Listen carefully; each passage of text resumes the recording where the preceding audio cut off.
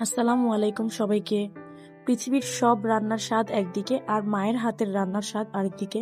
আম্মুর হাতের ভুনা খিচুড়ি খুব মজা হয়। আম্মুর এই সিক্রেট রেসিপিটা দেখে নিই চলুন। প্রথমে পেঁয়াজ বেরেস্তা তুলে নেব, তারপর আলুগুলো ভেজে নেব।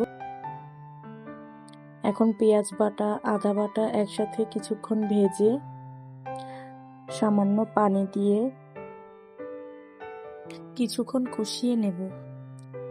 তারপর একে একে হলুদ গুঁড়া, মরিচ গুঁড়া, ধনিয়া গুঁড়া একসাথে কষিয়ে নেব। এরপর ধুয়ে রাখা মাংস দিয়ে উপরে লবণ ছিটিয়ে মাংসটাকেও কষিয়ে নেব। আম্মুর হাতের এই ভুনা খিচুড়ির ঘ্রাণ আমাকে শৈশবে নিয়ে যায়। আম্মুর এই রান্নাটা আমি আপনাদের সাথে শেয়ার করার কারণ হচ্ছে সহজেই যেন আপনারা শিখে নিতে পারেন। এই রান্নার প্রসেসটা আসলেই খুব সহজ। মাংসটা কষাতে কষাতে এখন চাল ও ডাল ধুয়ে নেব। এখন একে একে গরম মশলার গুঁড়া, জায়ফল জয়ত্রী গুঁড়া, তারপর জিরা গুঁড়া, গোলমরিচ গুঁড়া একসাথে দিয়ে ভালোভাবে নেড়েচেড়ে কষিয়ে নেব। যে কোনো রান্নায় মশলা যত ভালোভাবে কষানো হয় রান্নার স্বাদ ততটা বাড়ে। এখন আলু দিয়ে সামান্য পানি দিয়ে ভালোভাবে নেড়েচেড়ে নামিয়ে নেব।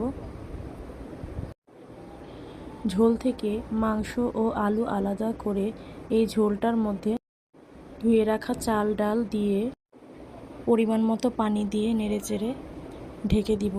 পানিটা অবশ্যই গরম পানি হতে হবে। রান্না করা মাংসে একটু বেরেস্তা দিয়ে দিলাম।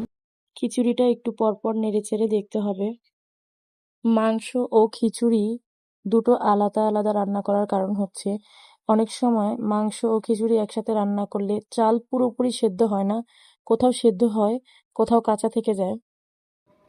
চালটা সেদ্ধ হওয়ার শেষ পর্যায়ে মাংসটা দিয়ে নেড়ে মিশিয়ে একটু দমে রেখে পেঁয়াজ বেরেস্তা দিয়ে নামিয়ে নিলাম।